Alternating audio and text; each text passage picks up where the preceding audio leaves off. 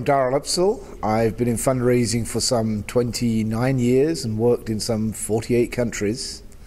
And what I've been talking about today is face-to-face fundraising. It's probably the oldest form of fundraising that we've ever done on the earth. It's actually one human being speaking to another human being, asking them to make a commitment to support a charity. The big difference is they're asking them to make a commitment every month through their bank or credit card for many years to come. Face-to-face fundraising is for ordinary people, for people who can afford 10 euros, 15 euros a month, or if they're into child sponsorship, maybe 20, 25 euros a month. It's for ordinary, normal people.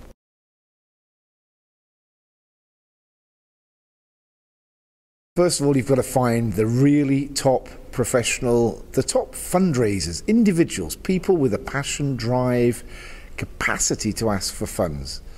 Now, many people have asked me, do we get our volunteers to do that? Well, volunteers hate it because they're great at talking about the mission. They're great about talking about their cause. They're not so good at being rejected 90 to 100 times a day or asking for money, because actually it's not easy to ask somebody to make such a strong commitment.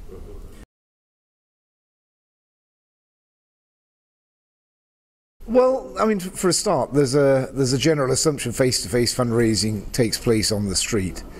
The reality is face-to-face fundraising might be taking place in the street, it might be taking place in a shopping mall. Actually, more and more all over the world, most face-to-face recruitment is people knocking on a door and speaking to the resident.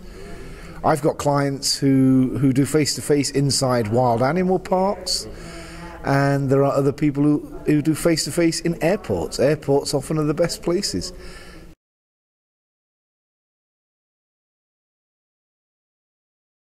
I mean, face-to-face started in Austria.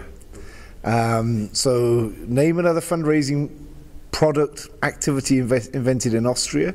Probably not many, but it started in Austria by Greenpeace and an agency called the Dialogue Group, and was so successful that even within months the church in Austria complained that they were losing revenues. The reality is the church, or many church organizations now around the world, actually use face-to-face to raise money for their projects, like Caritas, people like this. It's very powerful for them, much more than people putting a few coins in a tray in the church. Nowadays, face-to-face is happening in probably 40, 42 countries.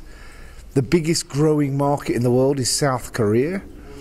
It works fabulously in India, it works fabulously in China, in Hong Kong, and all of Europe. It's truly a global phenomenon.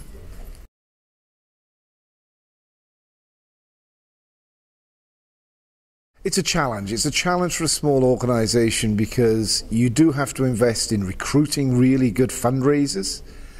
To give you an idea, my company takes 200 applications to generate one fundraiser, and that's having interviewed them, rejected them, trained them, had them see if they can really do it, and at the end of the day, out of 200 comes one. Having said that, you know, some organizations start with a small team of 5 people. I'm familiar with an organization in South Africa called Sea Rescue. They watched me present at the IFC conference for 2 years in a row. There was no agency. They said, well, why not? I just set it up myself. They started with one team of 4 fundraisers.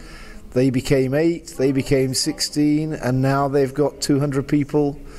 But all the income and the costs were self-generating, so they didn't invest heavily, and now they're probably the biggest face-to-face fundraising agency organization in South Africa.